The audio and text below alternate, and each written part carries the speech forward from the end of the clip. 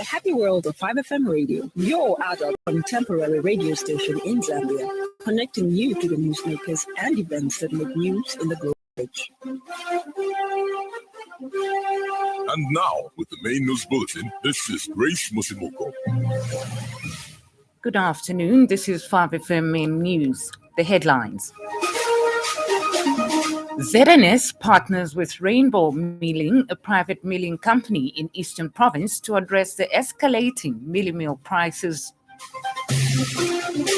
An opposition leader advises government to use part of CDF in Lusaka district towards the fight against cholera. And Nigeria's top court to rule on 7 governor port disputes. This bulletin is also streaming live on our Facebook page, 5FM Radio Zambia. The details. The Zambia National Service, ZNS, has announced its partnership with Rainbow Milling, a private milling company in Chipata, Eastern Province, to address the escalating milling meal prices in the region. In a statement, ZNS Chief Marketing and Public Relations Officer, Mabel Nyone, the milling plant has a milling capacity of 120 tons per day, translating into daily production output of 4,025 kilogram bags of milling meal. Keno Nyoni, the collaborative effort underscores ZNS's commitment to complementing government's efforts of ensuring food availability and affordability in the country.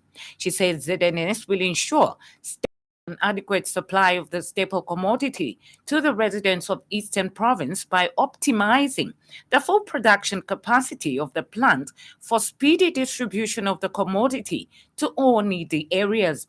Keno Nyoni has urged residents to be vigilant and report any suspicious activities related to smuggling or abuse of the initiative.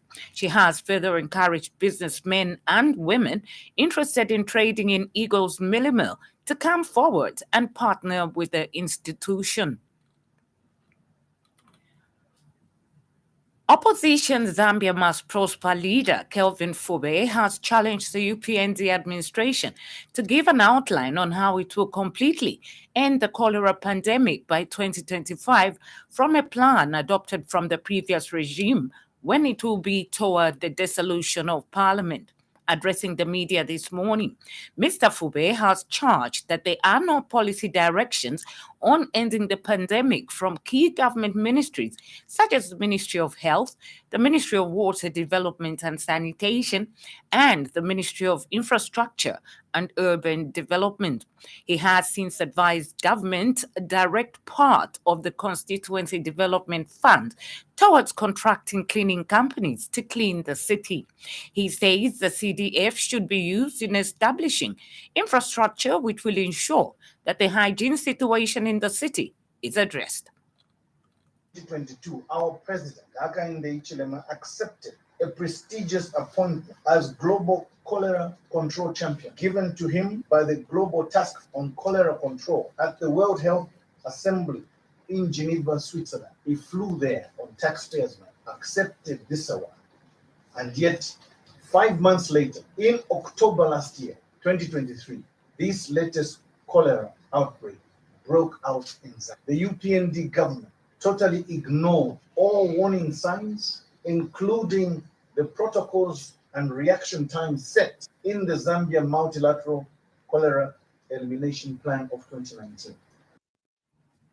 The Ministry of Education has embarked on the implementation of several interventions to ensure the continuity of learning during the epidemic in response to the cholera outbreak and subsequent school closures.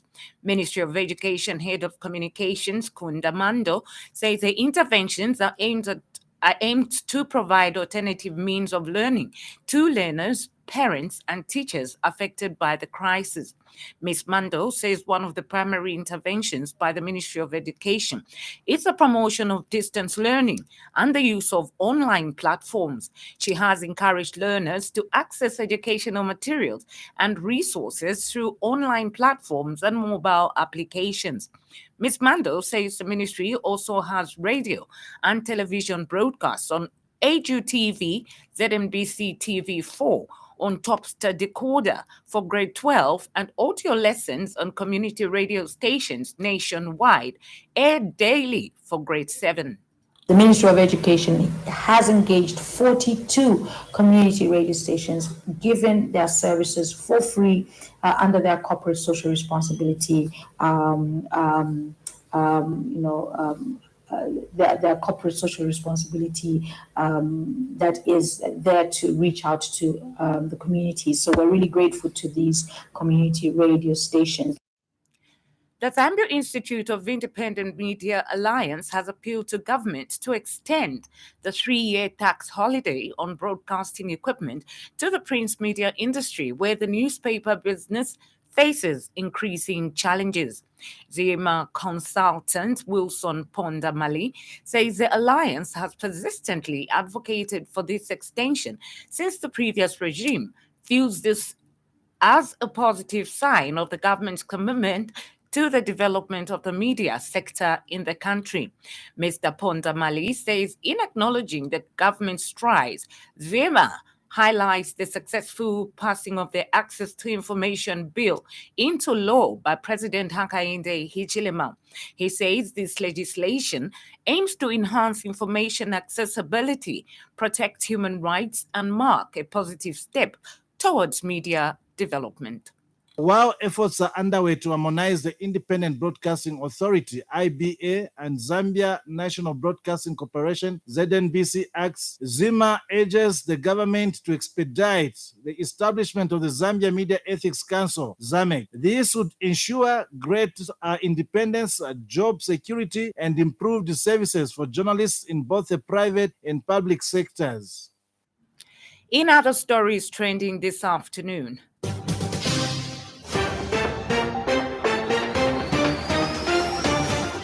Agriculture Minister Ruben Mtolo has attributed the mealie meal shortage in parts of Eastern Province to insufficient maize sales to the Food Reserve Agency, FRA, by farmers in the area.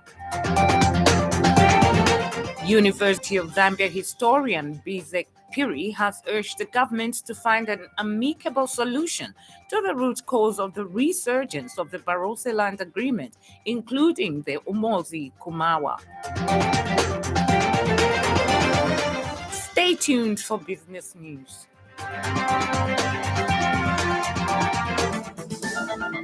5FM Radio Business News. We mean business. Keep you current in commerce, trade, and industry, local and global. It's our business to keep you informed about business.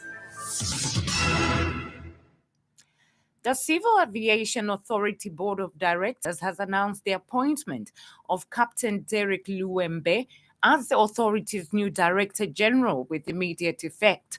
Authority Board Chairperson Patrick Nkoma says Captain Luembe brings a wealth of experience in aviation, having worked both in the private and public sectors locally and abroad. Dr. Nkoma said he is confident that Captain Luembe will drive the CAA's mandate and steer its strategic direction towards supporting and facilitating Zambia's aviation industry's growth, especially now as Zambia prepares to undergo the International Civil Aviation Organization audit between August and September 2024. Captain Luembe is a multi-skilled visionary and transformational leader with the experience in regulatory policy, airline management, strategy, governance, crisis management, problem solving, developing strategic solutions, stakeholder management, and facilitating pragmatic decision-making. He joined the Civil Aviation Authority as Senior Inspector, Personnel Licensing in 2018 and rose to the position of Chief Inspector, Personnel Licensing in 2023. This is contained in a statement issued to 5FM News by CAA Public Relations Manager, Sapiso Zimba. In foreign news, Nigeria's Supreme Court is due to deliver key judgments in governorship disputes across 7 states. The much-awaited verdicts will address several electoral appeals from Lagos, Kano, Plateau, Zamfara, Bauchi, Cross River, and Ebonyi states. A key focus will be two appeals challenging the election of Lagos State Governor Babajide Sanwo-Olu. A roundup from the BBC. The United Nations highest court is hearing Israel's response to South Africa's allegations that it's committing genocide in Gaza. It's the second and final day of hearings at the International Court of Justice. British Prime Minister Rishi Sunak is on a rare visit to Ukraine to meet Volodymyr Zelensky. His visit coincides with an announcement that Britain will give Ukraine more than $3 billion in military support for the next financial year. China's foreign ministry says it's mediated peace talks between Myanmar's ruling military and armed rebel groups, known as the Three Brotherhood Alliance. Beijing says both sides agreed to halt fighting and resolve disputes through dialogue. The US says it will send law enforcement personnel to Ecuador to help President Daniel Noboa's fight against criminal gangs, which has triggered waves of deadly violence. The State Department says a top US military officer will head a team to assist in criminal investigations. In sports news, Ivory Coast's hosting of the 2023 Africa Cup of Nations will further accelerate the country's impressive rebound. Since its civil war ended in 2011, the Ivorian government hopes. By its own admission, the government has invested at least $1 billion United States dollars on hosting the tournament, which kicks off on Saturday, having built 4 new stadia while renovating 2 others. In addition, airports, roads, hospitals, and hotels have either been constructed or upgraded in the 5 cities that will stage matches: Abidjan, Bouaké, Kohogo, San Pedro, and the capital Yamoussoukro. And now the lunchtime weather brought to you by Class Tikan. Most parts of Zambia are mainly cloudy skies, slightly windy and mild to warm with rain and thunderstorms. Maximum temperatures are ranging from 21 degrees centigrade to 31 degrees centigrade. That weather item brings us to the end of the news. Before we go, a recap of the top stories.